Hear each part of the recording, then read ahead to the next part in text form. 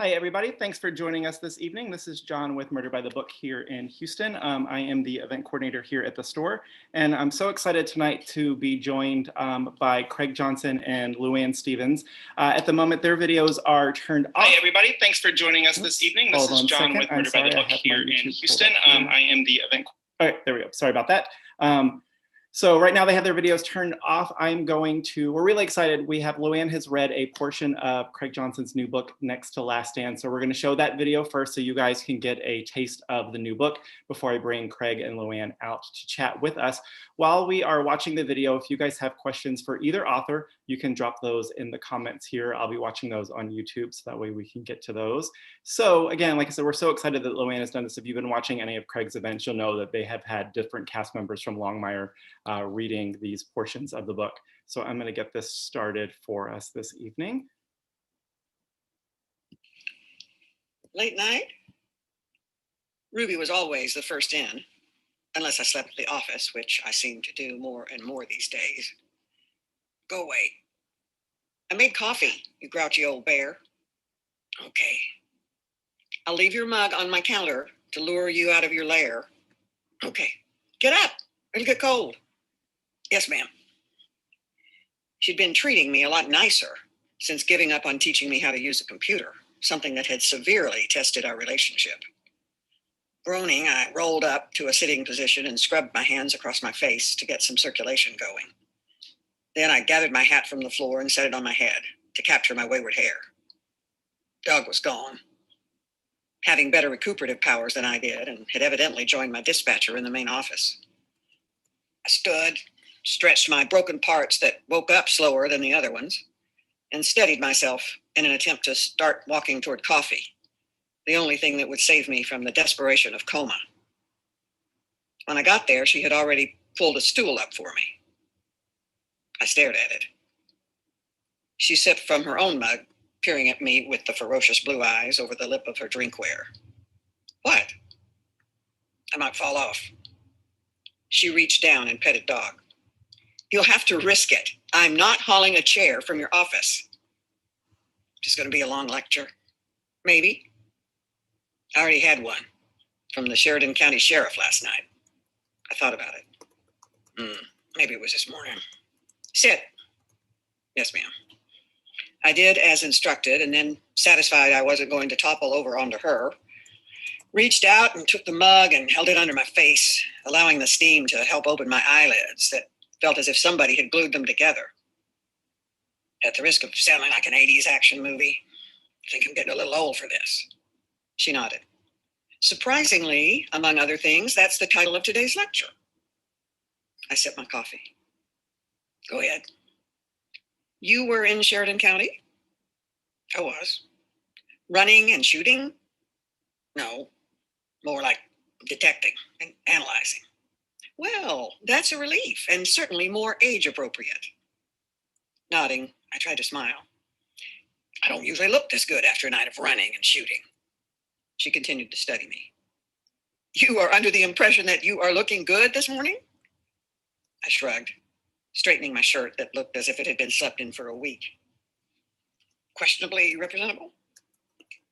Did it ever occur to you to call for some backup from a staff that is considerably younger than you are? It was an impromptu situation. With you, it always is. She lowered her mug. Did you think of handing this situation over to the proper authorities in Sheridan County? It was discussed. And? They didn't want it. Besides, it might pertain to a case I've been working on. Her voice changed tone, and I was pretty sure about 37% of the oxygen had just left the room. And which case is that? I muttered. The missing painting. Walter, it's taken a turn. She sighed more than audibly. In what way? I reflected, which was what she wanted anyway. Here's my line of supposition, and you can correct me if you spot any errors in my logic. Of course. A local veteran dies under questionable conditions and leaves a shoebox containing $1 million worth of unmarked, non-serialized $100 bills. An individual with an impressive layman's interest in not only Western art, but in one piece of artwork in particular that was destroyed in a fire in a military facility in Texas at a time when and where he happened to be stationed. Okay. A study of said painting is discovered that matches the historic work of art exactly, and after violence is perpetrated, it's stolen. Granted, further investigation reveals a hidden cubby in the veteran's ransacked room that could have contained said oversized historic painting. A painting no one has actually seen, granted, but Philippe Lehman, noted art historian and collector, is discovered missing with prints and an inordinate amount of blood saturating his kitchen floor. But no body. I shrugged. No. So, once again, no painting and also no body. Yes.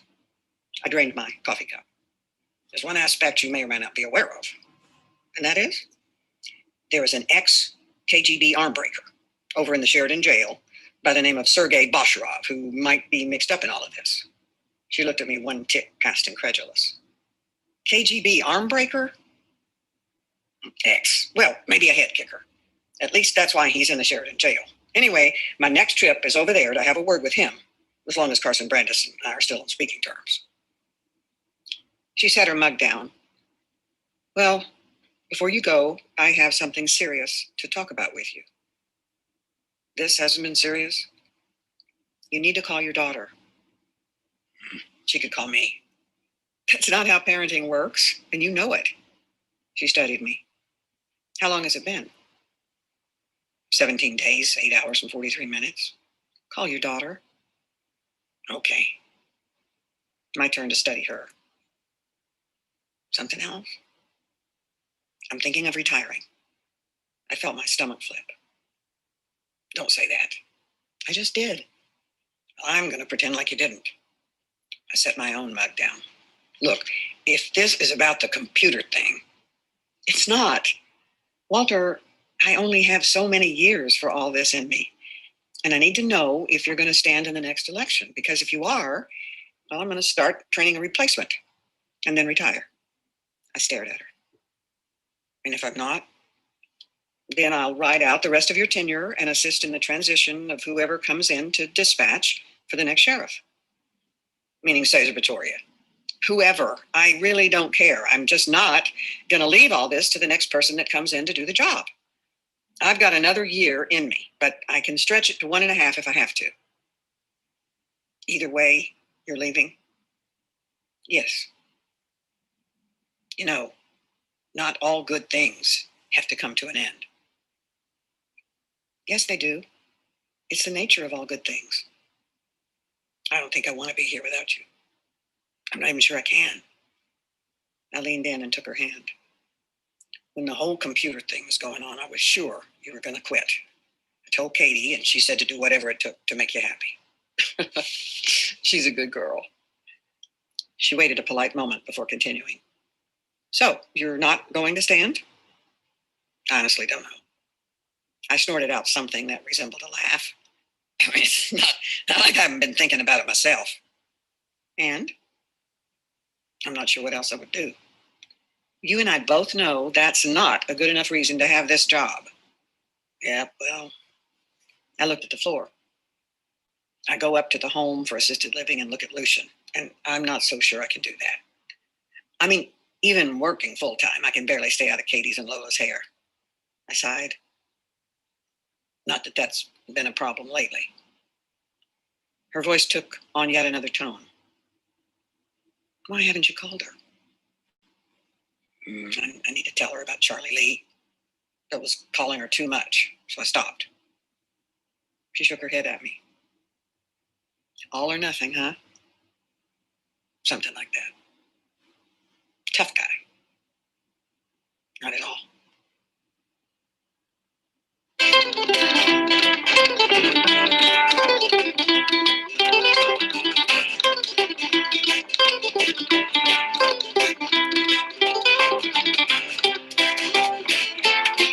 All right. So we're gonna bring Craig and Judy back. I'm sorry, not Craig and Judy, Craig and Louanne back on. They are popping on. There we go. How are y'all? Good. How are you? Doing well, thank you. So thanks everybody for joining us. Like I said, if you came in while the video was playing, that was Louanne Stephens reading from Next to Last Stand, the newest Longmire novel. So let me get these guys introduced so we can start our chat. Craig Johnson is the New York Times bestselling author of the Longmire Mysteries, the basis for the hit Netflix original series Longmire. He is the recipient of the Western Writers of America Spur Award for Fiction, and his novella Spirit of Steamboat was the first One Book Wyoming selection. He lives in Ucross, Wyoming, population 25. His new book, Next to Last Stand, just came out Tuesday. We have signed copies of it at the store. And we're really excited, as I mentioned before, if you guys have been watching any of Craig's events, you'll see that he has had different cast members from Longmire being able to join us. Tonight, we're excited to have Louanne Stephens with us. She is a native Texan, has been active in radio, television, film, and theater for over 30 years. She has extensive film credits, including Blaze with Paul Newman and Instinct, in which she played the role of Anthony Hopkins' wife. Louanne's television credits include the recurring award-winning role of Grandma Saracen in Friday Night Lights, as well as the role of Ruby on Longmire for 6 seasons and hundreds of commercials. On stage, Louanne has twice been selected as Outstanding Actress in a major role by the Dallas Theater Critics. And as Craig mentioned, she is right up the road from us in Dallas. So we're thrilled to have both of them with us tonight. Howdy, y'all. I got to be honest, though. I got to break in here real quick and say, like, there was one time we were in Dallas for an event, and Louanne, we were all going to go out to dinner, and we went. Louanne, did we go to 4 different places, and every single one of them was having a fire? Didn't we? This was like a couple of years back. The kitchen. I think there were three that their kitchen was on fire, and we had to go. So I'm still wondering, is that a thing in Dallas? Is that is that a thing or what? I'm just maybe a current thing. Yeah, maybe a current thing. As I mentioned, guys, if you have questions for either Craig or Louanne, you can leave those in the comments or in the live chat, and I will get to those after we've had a little bit to chat. So since we are here to celebrate Next to Last Stand, the newest and the Longmire book, Craig, can you get us started by telling us a little bit about the new book? I can. I try to do this as short as I can to not take up too much time like that. But the only way to describe this book, I guess, is like probably to do like a brief history lesson and an art history lesson at that, like that. And the Little Bighorn is only like about 90 minutes up the road from my ranch, like it, and so it's very local history. As far as that's concerned, my ranch is right on the Montana-Wyoming border. And so, it's always been of interest, but it's one of those things where, you guys know, like that. I mean, there are certain aspects of Western history that are just all encompassing like that. And they're kind of like rabbit holes that you can fall into, for goodness sake. I mean, it's like, people that are into trains or, that kind of thing like that. They just fall into that rabbit hole, never come back out. And so I successfully avoided the Little Bighorn for the majority of my literary career. But I knew that probably it was going to be a mountain I was going to climb at some point in time. And then the question became, well, what kind of a access point are you going to have with it? I mean, you don't want to just get in there and then just, regurgitate all of the information that you've read, and all the research that you've done, unless you've got something new to say. There really isn't any reason to include it in your books. I was sitting there one night, in a local watering hole, I looked up and I could see the Cassily Adams painting, Custer's Last Fight, which is in practically every saloon, every bar, every restaurant in the American West. And I would imagine most of the listeners and readers have not heard of Cassily Adams, but I can just about guarantee that you've seen Custer's Last Fight at some point in time. And the reason behind that is that the painting itself was about 16.5 by 9.5 feet tall, was painted about 10 years after the Little Bighorn battle, was on tour, came back to St. Louis, at the town where Cassily Adams lived, and then was sold to a saloon owner near the train station. And they put the painting up on the wall, a huge painting, put it up all on the wall. And it stayed there for about, I think about 30 years like that. And then, as happens with these type of establishments, they went bankrupt. They went out of business like that. And one of their largest creditors was a small brewery in St. Louis at that time known as Anheuser-Busch. And Augie Busch, marched down the street, went into the saloon and said, "Hey, you owe me $30,000 for all the beer. What are you going to do?" And they said, "We're bankrupt. We can't pay you." And then, Augie never wanted to be at a loss for an opportunity. He looked up on the wall and said, "I'll take the painting." They peeled the painting off the wall. He hauled it back to the brewery, spread it out on a table in front of his marketing and publicity guys, and said, we're going to make posters of this. We're going to make posters of this painting, and we're going to ship them out to every saloon, every bar, every restaurant where they sell Budweiser beer. And by the time we're through with this promotion, we're going to be a much larger brewery. Well, boy, did it work. It worked with a vengeance is how it worked. Because at that point in time, it was right when national advertising was really starting to kind of take hold in the United States. And so anyway, he was shipping out at one point in time close to 1 million of these posters and lithographs on an annual basis. And so finally, after he had sent so many of these things out, he in a fit of philanthropic zeal, he donated the painting to the 7th Cavalry. Well, the 7th Cavalry at that point in time was based in Fort Bliss, Texas, over near El Paso. So he sends them the painting, at the WPA did a restoration on it, and it hung in the officers' quarters of Fort Bliss in the 7th Cavalry until 1946, when the commissary and officers' club burned to the ground and the painting was destroyed. Or was it?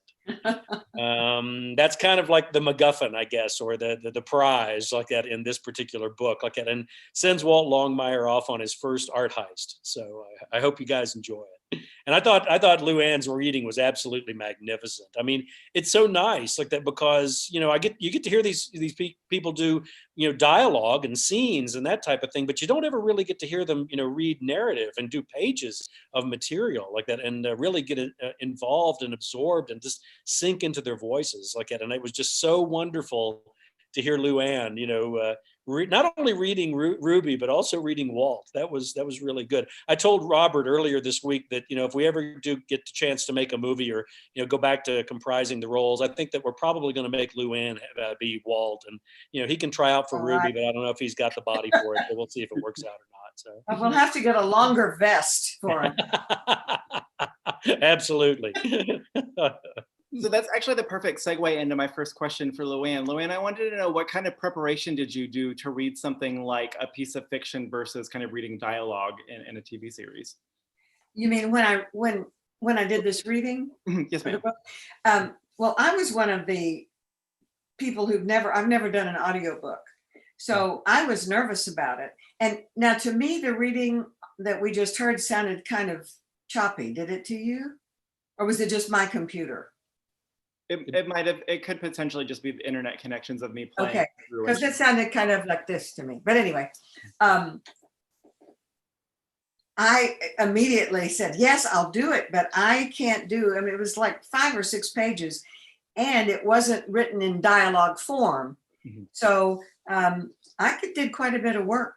I rewrote it, put it in dialogue, because since I've never studied it or done it, so there were 3 voices. There was the narrator, internal voice, Walt, and then Ruby. So it ended up being a lot of fun, and I practiced a lot. And I was happy with it at the end, but I was nervous about it. I didn't know how I would rate, with all those great actors. It was funny because when I approached all the actors, there were varying degrees of enthusiasm. and Louanne was definitely one of the ones that was like, well, I don't know. I don't know if I would. I'll try it. Yeah, if there's anything that we have learned in my many years as a bookseller, is that people have varying degrees of success with reading from books. And Louanne, you did a fantastic job. You can come read from a book at the bookstore anytime, because you did vastly better than a lot of readings I've heard in my career as a bookseller. Thank you.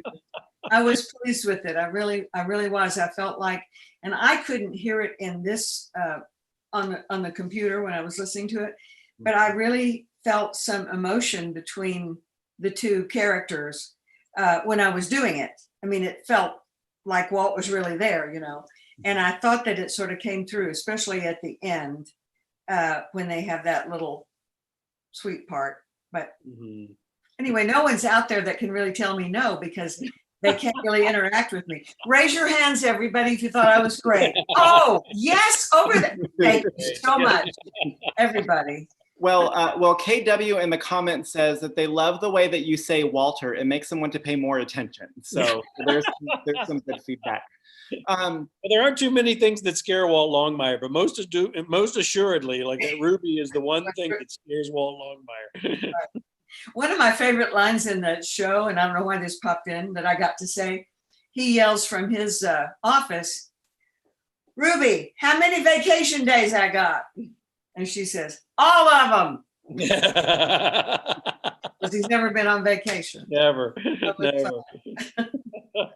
So Craig, while we're talking about Longmire and the TV show, has the TV show and being involved in the TV show, has that changed the books or any of the characters in the books for you at all? No, not really. Like, I mean, I was working on the book for about 8 years before the television show started, like that. And you know, as marvelous as the television show is, like that, it's two separate but equal kind of universes, is the way I look at it. The other thing is, I'm kind of the kind of writer I am, I guess. I mean, and you've heard me say this before, John, there in Houston, like that, is that one of my favorite quotes about writing is the one from Wallace Stegner, where he says, the greatest piece of fiction ever written is the disclaimer at the beginning of every book that says nobody in this book is based off anybody alive or dead, and what a crock that is. I mean, so, you know, just about all of the characters that are in the books, you know, are based off of, you know, people that are very close and very near and dear to me. Not that, you know, the actors haven't become very close and near and dear to me in different ways like that. But yeah, the characters were pretty well solidified like that by the time the TV show started, which was really kind of wonderful because it gave me a whole new breath of fresh air, like to see it in another venue and to see other people's take on it. You know, the people sometimes ask me, does it bother you, you know, that they did some things differently than the way that you did the books? And I'm like, well, no, not at all. First of all, you know, it's a different medium. I mean, if you try to do a television show exactly word for word and pacing and everything like a book, I don't think it would work. But so, you know, for me, a lot of the things that I really enjoy are the differences, you know, that they did and the choices that they made, or why it is that they did certain things the way that they did. It's very much a learning process for me. So, and just to go on with that just a little bit, at first I started, and Craig and I've talked about this, and all the actors have. At first I started reading the books. And I had to quit because the characters were different. And Ruby was very important in Walt's life. When he's going to die in a snowstorm or something, he would think of 3 women, and I was one of them. Ruby was one of them. And they weren't able to convey all that in the script. But I tried to do that with just warmth, and then the writers letting me say Walter, you know, and so that kind of, nobody else gets to call him that.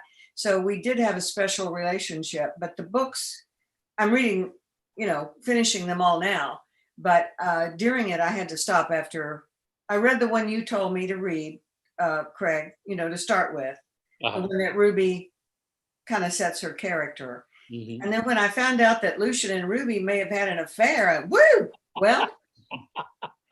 That was pretty much Walt's reaction too. Yeah, we didn't act that one out, but anyway. So when you were working and, you know, kind of Louanne, as you were kind of developing the character of Ruby, did you and Craig have conversations about, like, you know, this is the book, this is the TV show, and were you able to kind of bounce your characterization off of him, or was it something that you were just kind of able to do on your own and bring what you wanted to the character? Yeah, we were allowed to do that. We weren't allowed to improvise that script. And in Friday Night Lights, which I've mentioned often, was much improvisation, you know what I'm trying to say. And so improvisation, that was very different. But the writing was so good that it worked. You didn't really need to do that. But in answer to your question, no, not really. Craig didn't really get involved in, as far as I know, and tell anybody what to do, or he just let it flow. And I think that worked really well. Is that right, Craig? Am I telling the truth? Oh yeah. I mean, you know, everything that I had, you know, the input that I had, it was all before, you know, it was pretty much all before the actors got on set. and those type of things. Basically working with the producers more than anything else. And sometimes the directors, like at answering questions, like at going through the scripts and stuff, mostly the written word. I mean, because I kind of told them, I said, look, if you need, information about Wyoming, if you need information about sheriffing, the Northern Cheyenne, all the subject matter, I'm your guy. Like, please, feel free to contact me, which they did. And then, but then once I got done, working with them on the script, then it became somebody else's baby. Then it became the director's baby. It became the actor's baby. And one of the things I've learned ranching and cowboying most of my life is that the only thing you can do is get the very best people you can get, and then do the hardest thing in the world: leave them alone. Let them do what they do best. If you want to micromanage people or something like that, you're robbing yourself of their talents and their input and their abilities. Right. And so that was a joy. That was a real joy. I mean, for me, whenever I was on set, I was there more as a spectator, and I enjoyed that. I have to admit, I had a grand time doing it like that, because it was like, taking a quick trip inside your head. It was a little weird too.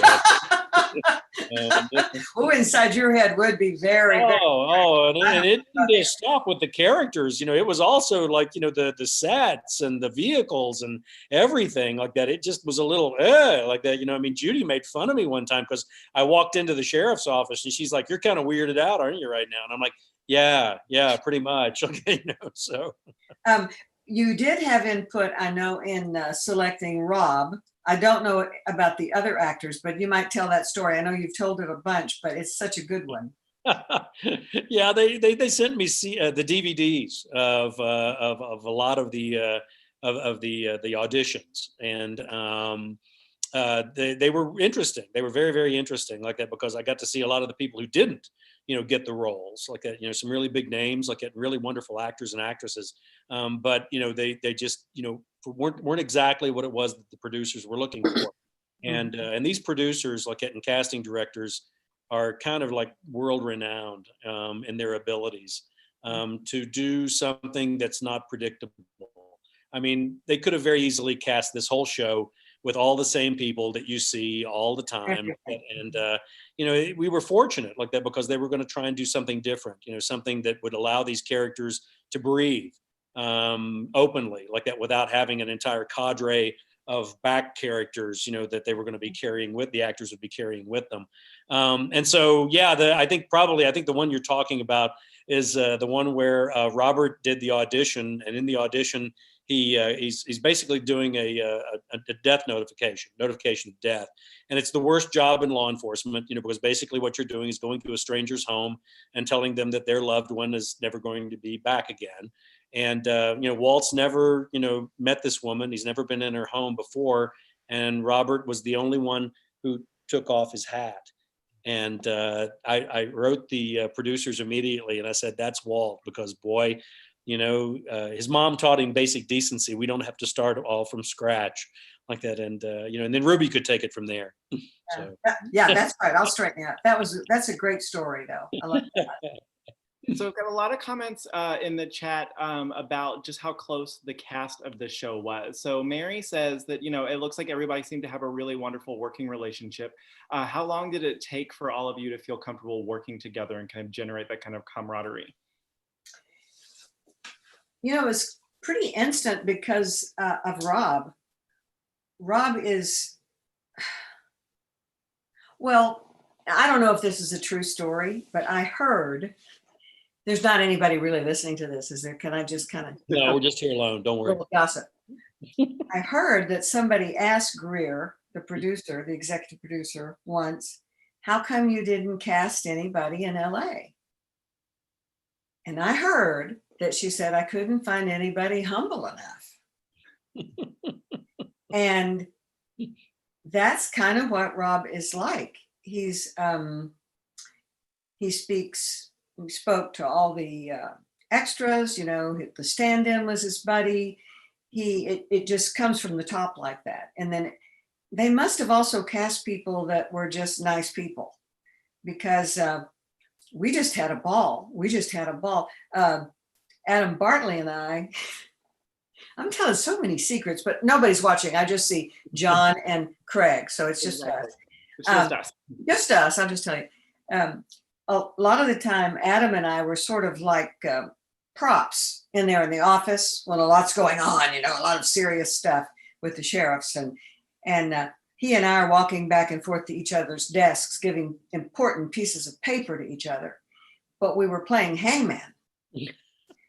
And so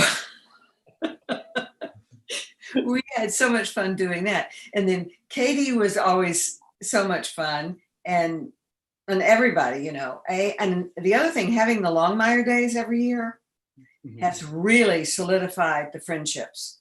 I feel like they're my real friends, and that I could call on them. In fact, I have called on, like if I feel insecure or I need an opinion about something, I can call on one of them and get their take. And one, I said, can I stay at your house if I come out there and audition for something? And 2 people said, yeah, come on. But that didn't happen. But anyway, it's true. It's not just the imagination of the fans. Everybody does really get along well. I think that's a key element there that you mentioned about Robert, because it does kind of come down from the top. And I was fortunate enough to be there a couple of times when some guest stars came on and were on the show, and they would come over to me and they would go, do you know how wonderful it is to do a guest spot on this show, and how warm and gracious and welcoming everybody is? And I'm like, well, no, I mean, because I don't do this for a living, but it's very nice to hear that. And they would look at me and they would go, no, you don't understand. That's not the way it usually is. And I was like, well, you know what? We've got a pretty good egg of basket. Oh my gosh. And if you think about it, a lot of the shows, you have the regular characters, and then for that episode, there might be between 4 to 8 other people brought in from LA. Now think about this. Rob has to carry that show. He has lines after lines after lines. He gets through late at night. He goes home and studies and works all day. There are very few days that Rob didn't work. And yet he would still be friendly and take the time to leave his, he's poring over his script to get up and go say hi. Hey, we're glad you're here. It's going to be fun. Yeah. So it was just kind of that feeling all the time that I was there. And for you, Craig, we've got in the comments, a couple of people asked, how did you go about learning about the Native American communities for the books? So what kind of research did you do to write about them? Oh, it was really pretty easy. I mean, they're my neighbors, so it's not too much of a stretch like that.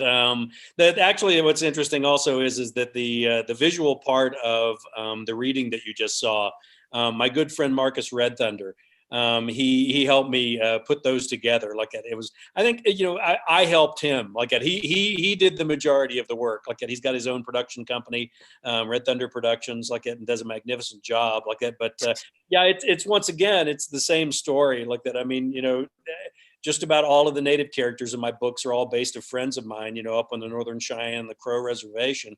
I mean, these are my neighbors, my friends, and some of them family. And so, for me to not include them, in the books, would be, something, really horrifying. I mean, they're so incredible. They're so majestic. They're so, it would have been horrible to leave them out of the books. Like, and the other thing is like, I think that they've, been neglected, in many ways, like at an awful lot of the time. I mean, when I was doing the research, for Next to Last Stand, I mean, we've been very, very fortunate in the last 10 years. A number of nonfiction books have come out that I'd advise a lot of people to read. Like one is Nathaniel Philbrick's The Last Stand, which is an incredible, incredible book. If you're looking for something that's a good overview, and a really honest appraisal of the Little Bighorn, Nat's book is just absolutely fabulous. Like and I got to meet him at the Nantucket Book Festival, and I walked over to him and said, boy, The Last Stand was, one of the books that I really utilized a lot, for my overview of the Little Bighorn, like that. And he goes, that's good to know, like that, because he said, I listen to your audiobooks whenever I'm working out. So we have a reciprocal kind of relationship here. It's kind of worked out pretty well. Another one, James Donovan's book, The Terrible Glory, which was another one that was indispensable, like that. And James Welch's Killing Custer, like that. But to get back around to the question there again, couple of the books that were extraordinarily helpful to me were some anthologies that were done, maybe 10, 20 years after the Little Bighorn battle. There's the one by Richard Hardoff, Cheyenne Memories of the Custer Fight. And then there's another one by Humphreys Miller called Custer's Fall. And what they are, they're the oral histories that have been translated into the written language. Wow. and they are just absolutely fabulous. Like, and they don't have a spin. They don't have a political spin. They don't have a military spin. They don't have a personal spin. It's just these guys talking about this battle that they fought in 10, 20, 30 years ago. And the sense of immediacy that you get from reading those is just absolutely magnificent. And then of course going up on the res and and talking to my good friends. Charles Little Man told me the story about his great grandfather fighting in the battle like that, and the detail was just so minute like that, and it was so eye-opening like that I just had to include it. So it's actually, the story that he told me is actually one of the ones that I included in the book. So wow. And of course the scenery is part of one of your main characters. Oh yeah, absolutely. That's one of the things. Whenever you go up I-90 like that, and drive by, the Little Bighorn, and you look over there and see those obelisk markers, in the moonlight, on the hillside over there. And Marcus and I went up there and did a lot of filming, spent a lot of time up there, and it just reaffirmed, all of the feelings that I've had before. And that place is haunted. That place is deeply, deeply haunted like that. And, it's just an astounding bit of American history like it. And hopefully I've given it a little bit of light and a little bit of levity like that. There's an awful lot of humor in this particular book like that, because I felt like Walt kind of needed a little bit of a light at this point in time like that. So talking about the scenery in the book, so we have another question from the crowd is, what do you think is the most misunderstood thing about Wyoming? Oh, probably the biggest misunderstanding about Wyoming is that it exists. Whenever I'm in other parts of the country, it's always like, where Wyoming? That's like near Kansas and Nebraska, and I'm like, no, it's between Colorado and Montana. And they're like, there's a state there, and I'm like, yeah, for quite some time actually. Like, and so, we get a little bit of PR like that because we've got the big park up there in the corner, and we've got the Tetons, in Jackson Hole like that, and Frontier Rodeo Days like that, and well, now we have Longmire.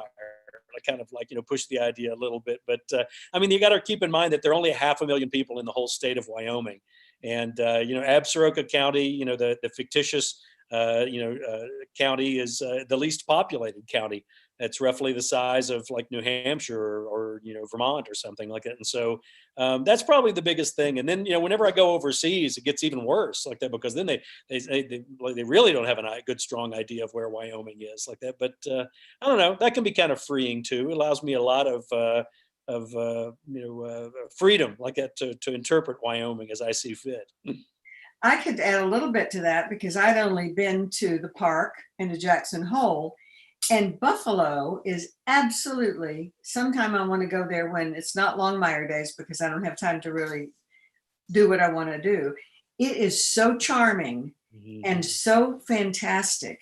And the people are quite cosmopolitan. It's, don't you think, Craig? Well, I do like that, but I'm biased a little bit sometimes too, like that. But yeah, what's nice about it is that people always ask me, they're like, well, don't you like Buffalo? Don't you like Johnson County? I'm like, well, I've lived here for 30 years, like that, so I must like it, And then I've written, 16 novels, 2 novellas, and a collection of short stories about the place. and that was an opportunity. Whenever we do Longmire Days, it's an opportunity to kind of pay poor Johnson County and Buffalo back like that, because all the rest of Wyoming gets named and mentioned, everything in the books. Buffalo and Johnson County will never be mentioned like that, simply because I kind of overlaid Absaroka County and Buffalo and right over top of them like that, and so they're never going to appear in the books like that. So I kind of owe them something like that. And so Louanne, we had a question from Denise. She wanted to know, oh no, it's not Denise, I'm sorry, I didn't see who it was, but she wanted to know what the hardest scene was to play as Ruby. Well, I can't really say that there was a hard scene, but I will say that it's easier to play a scene where you find a dead body and you get to cry than just to be at the desk and say, Henry's on line 1, or those scenes, they're kind of hard to play, because I'm not really doing anything except just furthering the action. And to stay in character and feel like it's important and to make that like it's an important phone call for an actor, and I think all would say the same thing, that's harder than having a big meaty scene. And so those, and I had a lot of those scenes, you know. Yeah, I think that's my answer. But I wouldn't say any, they were all so much fun.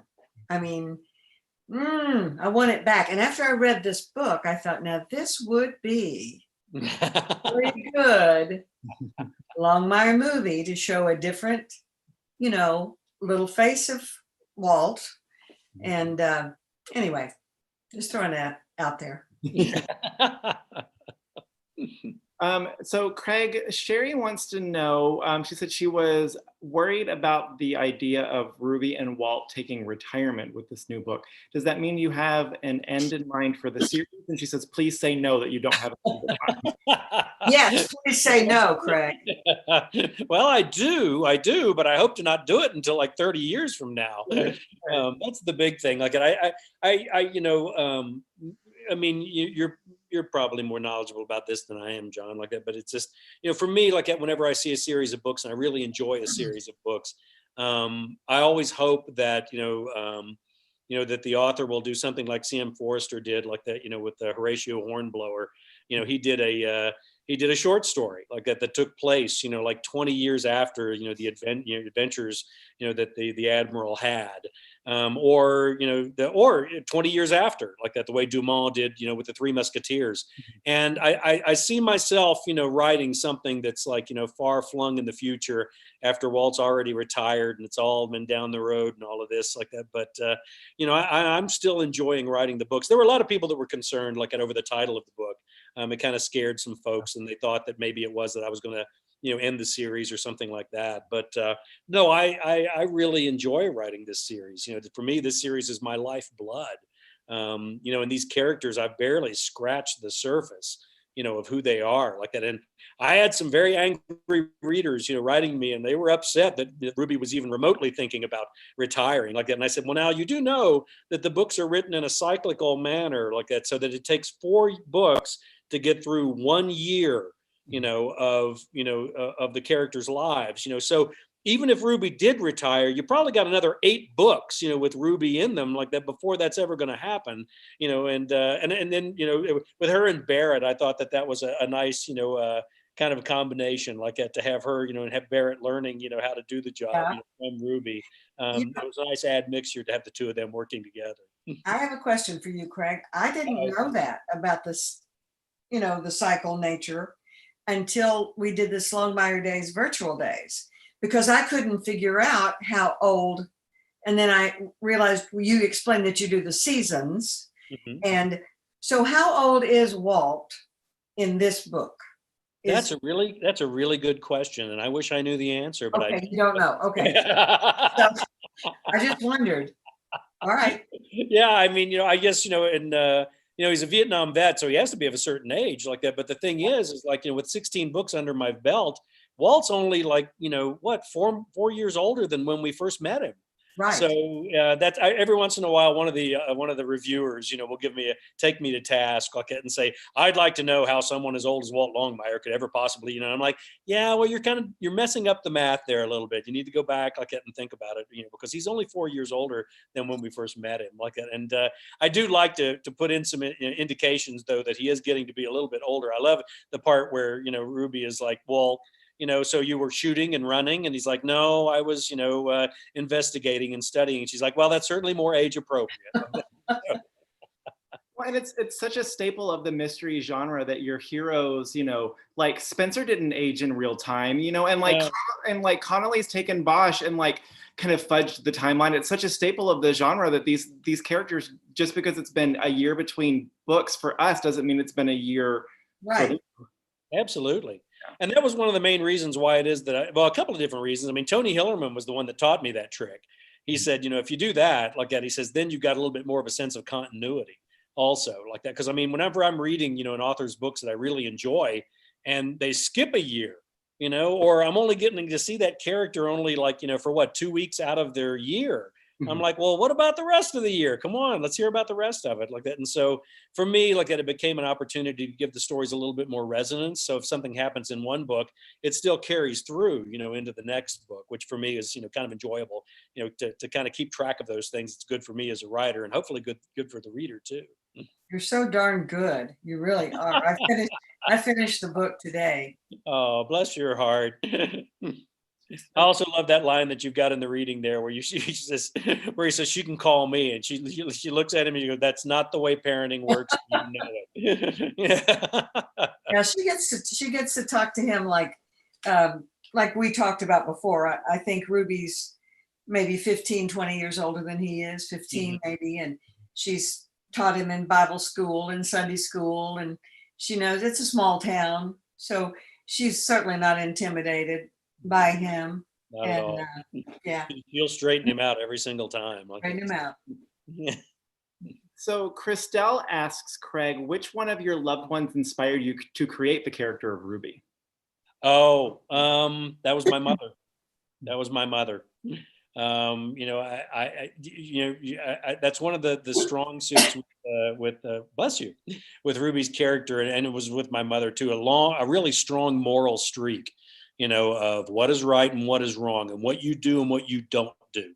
And it's a voice I don't have to look for very hard. I can summon that one up very, very easily, like that. And Lucian is my dad. So that's another voice that's very, very easy for me to summon up. I never have to worry or think about what it is that they're going to say in any given situation. Those were voices that I was born to, grew up with, lived with my entire life, and so it's pretty easy for me to find that. And fortunately, they were extraordinary people, and had some amazing senses of humor, which is also a very important part, I think, because each one of the characters, it's a dicey proposition whenever you include humor in mystery novels. I think most mystery novels don't have a lot of humor in them. For maybe a number of different reasons, but one is because, it's a dicey proposition in the sense that, the reader may not have the same sense of humor that you do.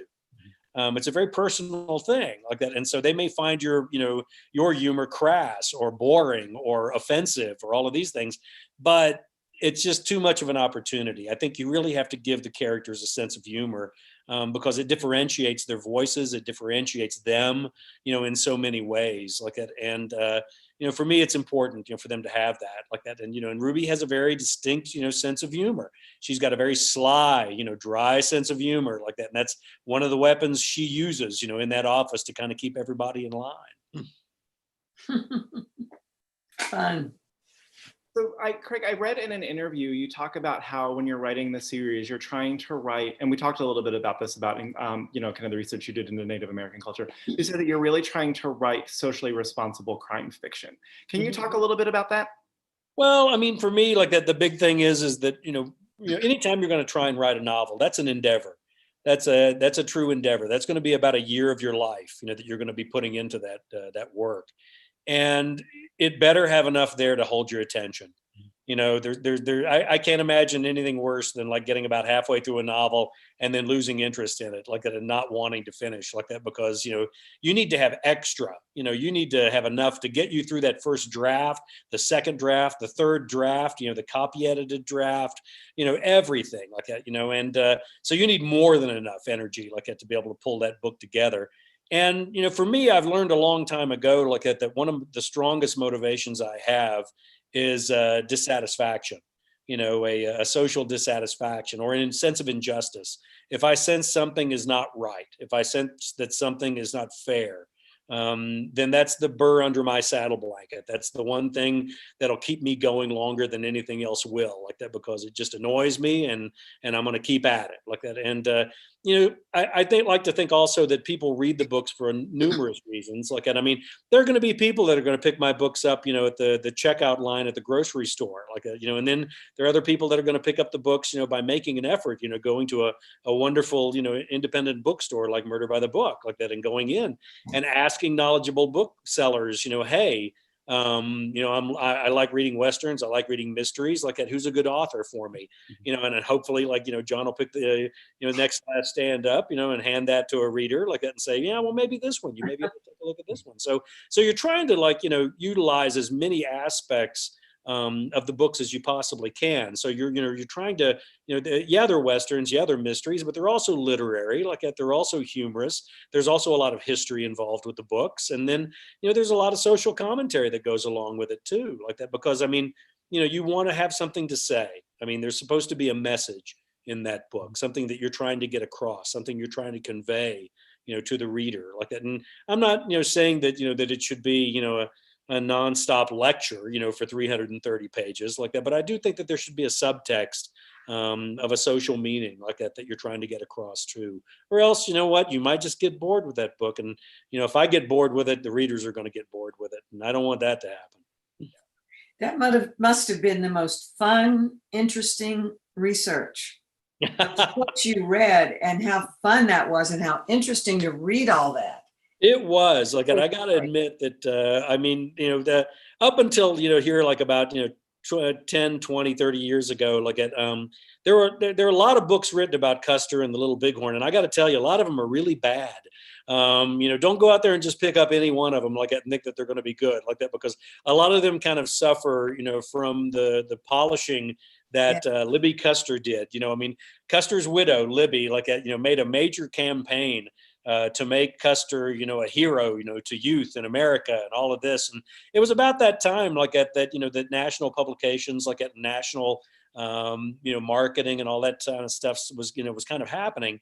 And so, a lot of them are, not really particularly honest, about what it was that happened at the Little Bighorn, or particularly honest about the characters. And so, like I said, we've been fortunate enough to have a lot of really wonderful nonfiction authors kind of dive in, and take a whack at it. Now, the only thing that can give, maybe a run for its money on how many bad Custer and Little Bighorn, books there are, is how many bad movies there are. That one scene that happens in the Red Pony Bar and Grill, where Vic and Henry and Walt are all sitting there watching some of those horrible, Custer movies. And one of the ones I kind of hold up for closer inspection was the one with Errol Flynn. They died with their boots on, which my buddy Marcus Renthunder refers to as they died with their facts wrong. And, it's a really, they have absolutely, they didn't try to follow the storyline or try and be honest about the battle in any way, shape, or form like that. They just, took off and wrote what they wanted to like that, and had an agenda that was really kind of weird, promoting slavery and a lot of weird stuff like that. Really didn't, it really was kind of offensive in numerous different ways like that, but also kind of offensive if you know anything about history. And so, I also had to sit down and watch a number of those movies because I knew, they would probably end up being in the, in the books too, like that. There would be a Custer Film Festival that was going on, on Turner Classic Movies the entire week that this book was taking place. So kind of speaking of the, kind of nonfiction and the stuff that you read, so we had a couple questions about who are some of your favorite authors? Craig, do you read in the mystery genre? Or do you read outside of it? I read everywhere. I'm all over the place. I bounce around a lot. There are some really amazing, authors that are coming up right now. Winter Counts. I'm pretty sure that David's going to be down there at Murder by the Book at some point in time too. In Sean Cosby's book. There are so many wonderful authors that are coming out that are very exciting. And then of course, there are the people that you have to read like that because I'm like anybody else. I connect, with an author who I really enjoy their work like that, and I read everything that they put out, every single book that they put out. But then again, I'm a little bit of a crow, I tend to fly around out there and, whatever shiny object I happen to hit upon, in the bookstores, if the cover's good, I'm going to grab it and I'm going to read it like that. And then also, outside the genre too, like that. I do a lot of research, a lot of research reading like that. And so that takes up a lot of my reading time like that. And each book, obviously with this particular book, I was doing research, almost, let's see, at almost 9 years ago on this book, I started doing the research, which was kind of funny because I think it's in the first season. It's either the second or third episode. They actually used, Custer's last fight as a subplot point in one of the episodes. And the reason they did that was because I was talking to the producers and telling them about this book that I was probably going to write like that. And so I've got an arc, of research that I do like that. And, and some of the books are obviously a little more labor intensive as far as the research is concerned like that. But a couple of people have already asked me, did you get the idea for writing The Next to Last Stand from that episode of Longmire? And I'm like, no, they got that idea from me a number of years back, but that's part of the fun, that's the joy. Laying there on the sofa with the wood burning stove going like that here at my little ranch in Ucross, Wyoming. I'll be laying there reading a book, and Judy will look at me and say, "Are you going to do anything today?" And I'm like, "I'm working here. I'm working. All right, And so, Louanne, you mentioned that you had just finished Next to Last Stand, and I saw you note down a couple of the books that Craig was talking about for research. So are you a big reader? Who do you read when you pick up something to read for pleasure? Yes, I knew you were going to ask me that. I am a big reader, but as soon as you said that, I went blank. I said, oh, no, he's going to ask me. I'm in a book club, so we have different selections. And one of the things that I never liked in school was history. And now that we have read the biographies of, by great authors of Washington and John Adams and Hamilton and all those, I love that. I'm very interested in it, but I love novels. And I'm a big reader, but I'm kind of blank right now on what I just read. I think we just read the story of how Ford survived during the 2008 without taking any money. What's the name of that? It's by Bryce Hoffman. It was quite interesting. I'd never read anything like that before. I don't know anything about business. So I can recommend it, but I don't know the name right now. I am Googling right now. It's Bryce Hoffman. It's called, we just discussed it last week. American Icon? Yes. Okay, there we go. So I remember that one, yeah, and it's got a profile of Henry Ford on the front cover there and everything. Yeah, haven't gotten to that one yet. So yeah, I would have never read it except for book club because I thought I wouldn't like it. But absolutely interesting. So before we head out this evening, Craig, can you tell us, I know Next to Last, I always feel terrible asking this question, but people always want to know. I know Next to Last Stand just came out like 3 days ago. So what are you working on? What do you have coming up next? Oh, I'm already hammering away. I'm about 13 chapters into the next book. It's called, the working title is Daughter of the Morning Star. And, it's girls basketball on the reservation is ferocious. And I've been spending some time up with Tiger Scalp Kane, one of the coaches up with the Lady Stars, the Lady Morning Stars, which is the Lame Deer Cheyenne team, and spent some time up there last year. Spending some time up there this year, hopefully. It's a storyline about a young woman, Jaya Long, who starts receiving death threats. And of course, the social background for this one is the plague of missing Native women that's been going on across the country. And one of the hot spots for that is the area on the Crow and Northern Cheyenne Reservation between Billings and Lame Deer, at Lodge Grass. And so it's a terrible, terrible issue and one that I've been wanting to take a whack at that. But then again, I also needed a storyline to provide me, with a vehicle to approach that problem. And I think this one might be it. And Walt's faced some very, very difficult situations before, but being on a bus with an entire team of, teenage girl basketball players may be the roughest group that he's ever had to go up against before. So it's going to be right there on the edge, I got to admit. So, but it's going to be about that topic of the missing women? It is. She's actually got a sister, Jeannie, who went missing a year before. And they discovered that she was receiving the same death threats that Jaya is. And so Lolo Long, the tribal police chief, decides that she might need a little bit of help with this. And so she calls up the good sheriff and says, hey, come on up here. I need some help. Wow. look forward to that. And Louanne, I know that Hollywood and kind of movies, TV stuff is kind of a hard world at the moment with COVID going on right now, but do you have any projects that are coming up that you can tell us about? Yeah, I actually do. I have one movie in post-production called What Josiah Saw, and I'm marking horror film off my bucket list.